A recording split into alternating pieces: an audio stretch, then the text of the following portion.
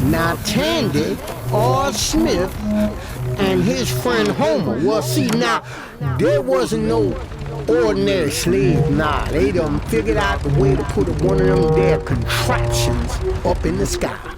They're making a fuss about flight. We told them how we watch the birds. Oh, your plane looks good. We going north with the stars.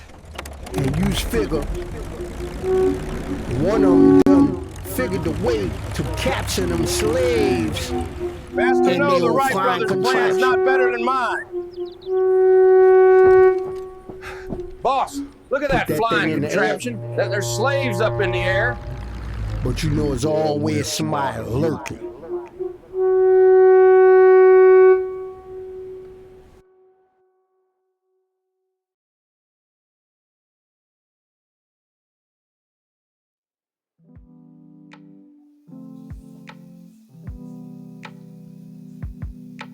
So, this right here, this little small piece, I love this AI. AI is crazy with it. I see online, everybody doing their little ideas, not little, everybody doing their big ideas. You know what I'm saying? I'm just another cog on the wheel doing my thing as well. This thing is fun. I like the technology. I like the fact that you can come up with some ideas and you can do your thing, you know what I'm saying? So this right here, this little piece was just inspired from me being at the museum and at the Air and Space, National Air and Space Museum in DC at the Smithsonian.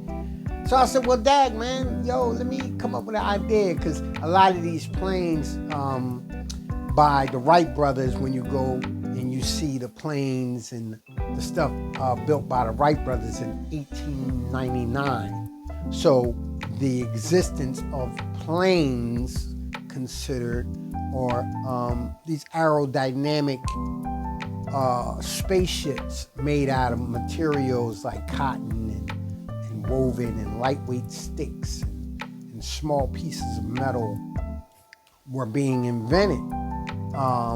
So in 1860, technically, our people wasn't doing that because we was in bondage. So we ain't had free range to just create, even though we were creating on the low. We were the blacksmiths, we were the builders, we were the planners, we were the visionaries.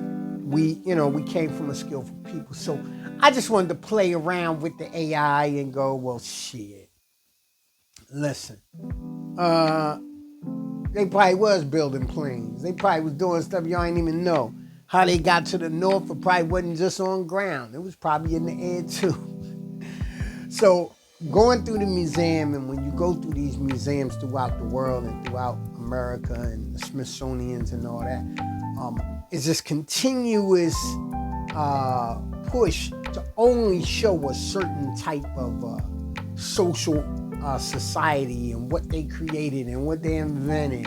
And we always had this one thing to the side, or, I know Dunbar, he did the Wright brothers' first book printing of their diagram of their bikes when they sold bikes. That's why you see in the flight they have the gears on the first plane of flight, the first aerodynamic machine that took off into the air.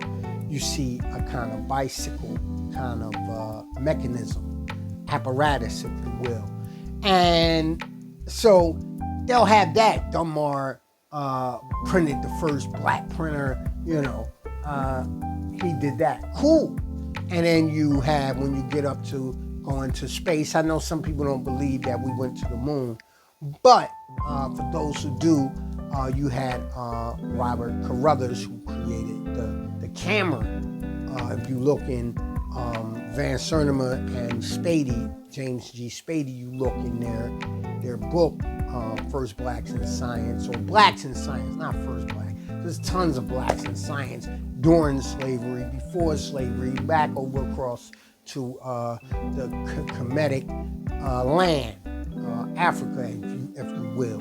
You know what I'm saying? So we were always engineering, but I said, well, let me take AI and develop a little quick story from my trip at the Smithsonian at the National Air Museum back in DC. I like going to these museums to see not just the black museums, but just museums and well, you know what? A lot of times they're black, but also see what American strides were. Even though we know about it, we read about it, you went to college and you learned, but it's nothing like going to these museums and seeing things from another intellectual, educational perspective. You get a lot of